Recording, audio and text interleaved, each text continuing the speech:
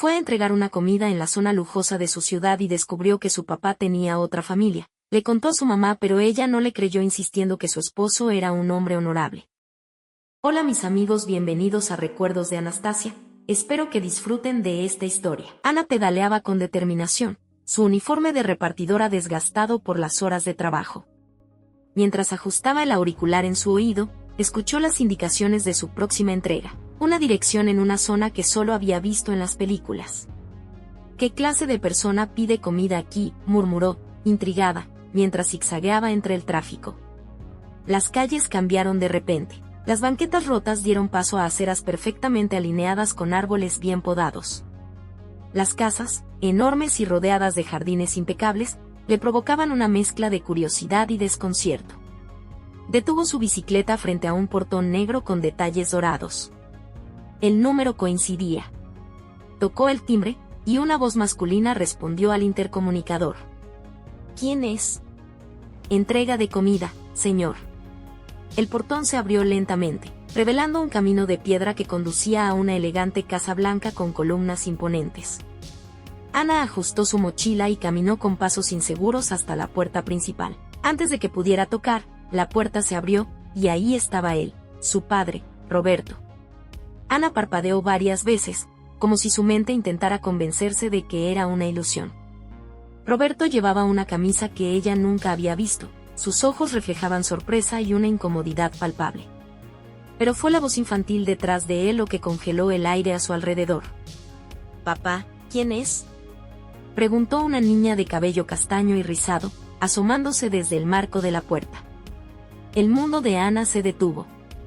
La palabra resonó en su mente como un eco interminable. «Papá». Esa niña había llamado papá al hombre que ella conocía como su padre.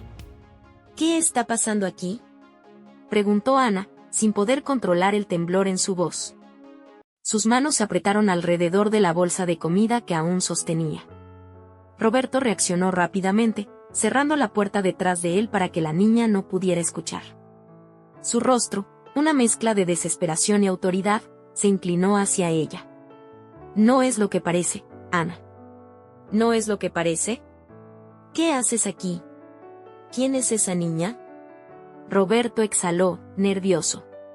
Miró alrededor, como si temiera que alguien más los estuviera observando. «Escúchame bien, no puedes decirle nada de esto a tu madre.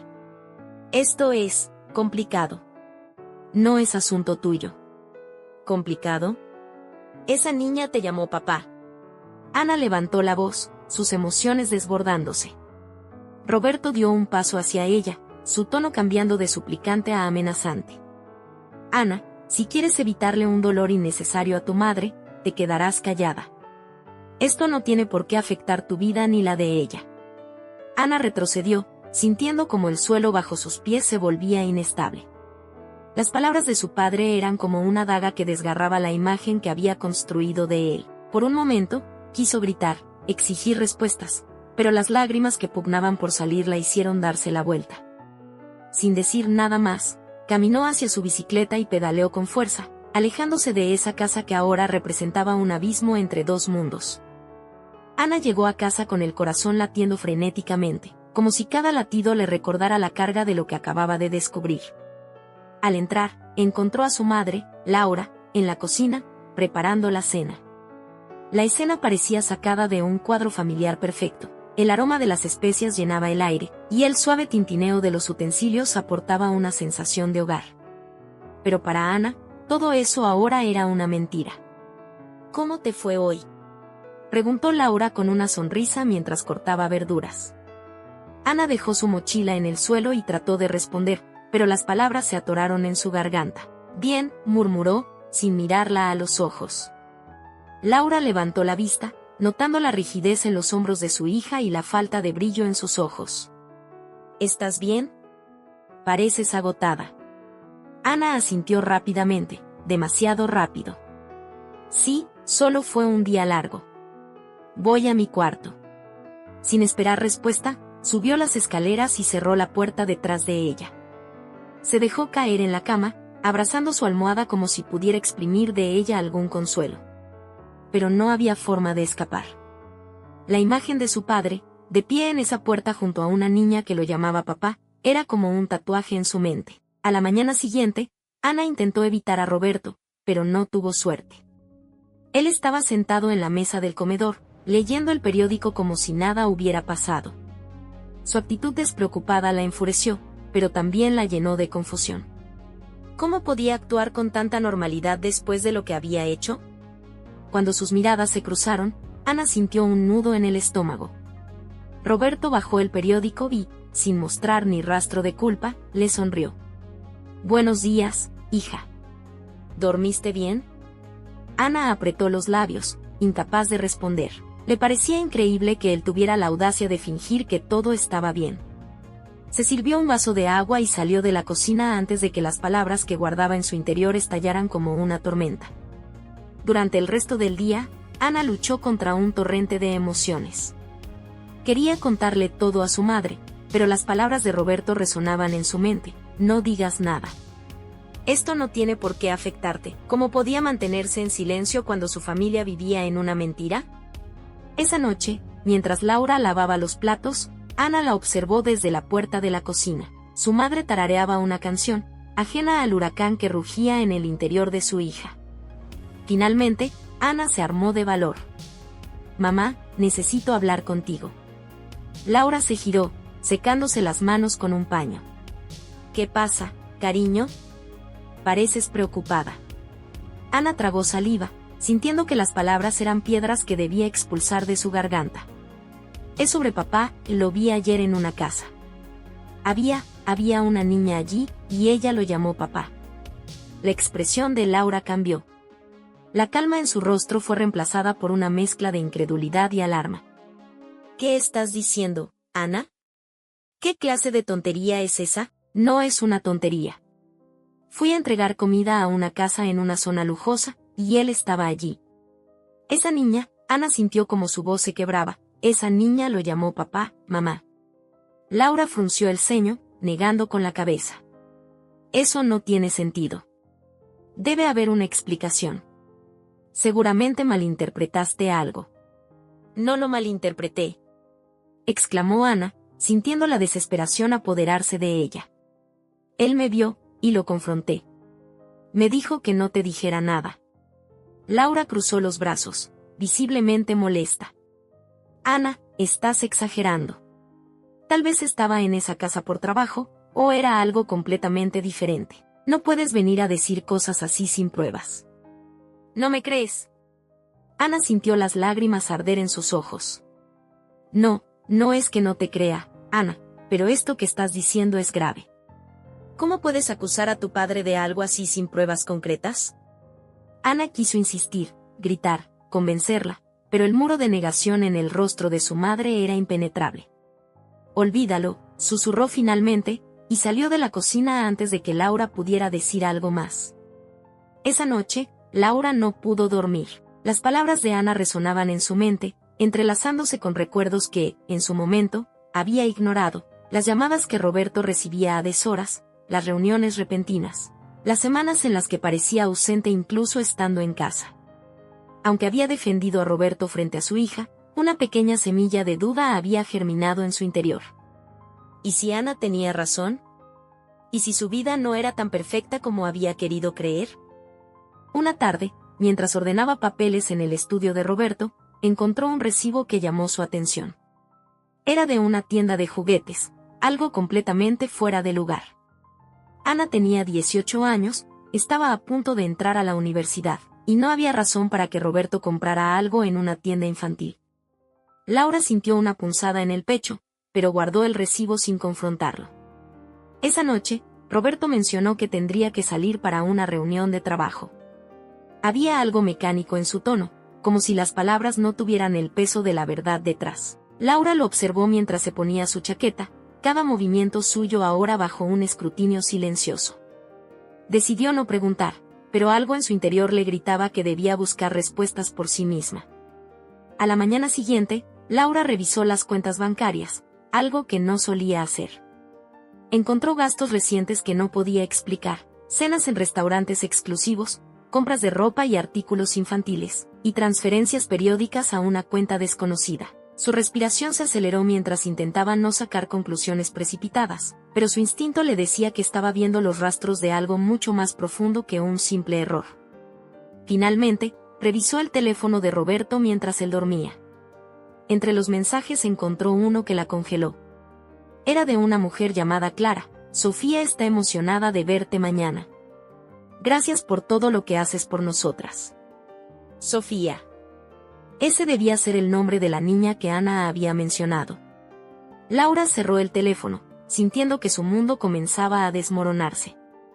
Ya no podía ignorar lo que parecía obvio, tenía que confirmar la verdad con sus propios ojos. La siguiente noche, cuando Roberto mencionó otra reunión, Laura lo siguió. Se mantuvo a una distancia segura mientras él conducía hasta una zona residencial que no reconocía. Roberto estacionó frente a una casa modesta pero cuidada. Laura observó desde el auto cómo él bajaba del coche con una bolsa de regalos. Tocó el timbre, y una mujer joven abrió la puerta con una sonrisa. Clara. Entonces apareció una niña de unos 8 años que corrió hacia Roberto. Papá. Gritó con entusiasmo, saltando a sus brazos. Laura sintió que le faltaba el aire. Su esposo, el hombre con quien había compartido casi 2 décadas, tenía otra familia. Lo vio abrazar a la niña con una ternura que la llenó de una mezcla de ira y tristeza. Roberto no era solo un hombre infiel, había construido una vida paralela. Esa noche, cuando Roberto regresó, Laura lo esperaba en la sala. Su postura era rígida, y sus ojos estaban rojos de tanto llorar. Roberto entró y, al verla, su rostro se tensó. ¿Qué pasa, Laura? Preguntó con cautela. ¿Quién es Clara? Dijo ella directamente, su voz quebrada pero firme. Roberto se quedó congelado por un momento, pero no pudo evitar que su rostro reflejara su culpa. No sé de qué hablas. Laura dejó caer el recibo sobre la mesa junto con el teléfono que había revisado. No juegues conmigo, Roberto. Lo vi todo. Vi cómo esa niña te llamó papá. Roberto inhaló profundamente, cerrando los ojos como si quisiera detener el tiempo. Laura, por favor, ¿que no me enfurezca? ¿Que acepte que llevas años mintiéndome? Su voz subió de tono, sus manos temblando de rabia. Clara, comenzó Roberto, con la voz baja. Clara es alguien a quien conocí hace años. ¿Cuántos años, Roberto? Interrumpió Laura. 8. Laura dio un paso atrás como si la hubiera golpeado. ¿8 años? ¿8 años engañándome? No fue así al principio. Clara y yo nos conocimos por trabajo. Fue algo que no planeé. Pero después ella quedó embarazada, y decidiste tener una hija con ella mientras seguías casado conmigo. Roberto no respondió. Sus ojos estaban llenos de culpa, pero no había palabras que pudieran reparar el daño. ¿Qué pretendías, Roberto? ¿Tener 2 familias para siempre? ¿Cómo pensabas mantener esta mentira? No quería lastimarte. No quería lastimar a Ana. No querías lastimarnos. Gritó Laura, su voz llena de amargura. Ya lo hiciste. Nos lastimaste a las 2 cada vez que salías con esa mujer, cada vez que fingías que todo estaba bien aquí. Roberto dio un paso hacia ella, suplicante. Laura, por favor, no me toques. Laura levantó una mano, deteniéndolo. No sé quién eres. No sé quién es el hombre que ha estado viviendo conmigo todos estos años. Esa noche, Laura se encerró en su habitación, dejando a Roberto en la sala, solo con su culpa. Ana, que había escuchado la discusión desde su cuarto, se acercó a su madre. Mamá. Laura la abrazó con fuerza, llorando en su hombro. Lo siento, hija. Siento que hayas tenido que cargar con esto. No es tu culpa, mamá. Él nos falló a las 2. Laura asintió, pero su corazón estaba destrozado.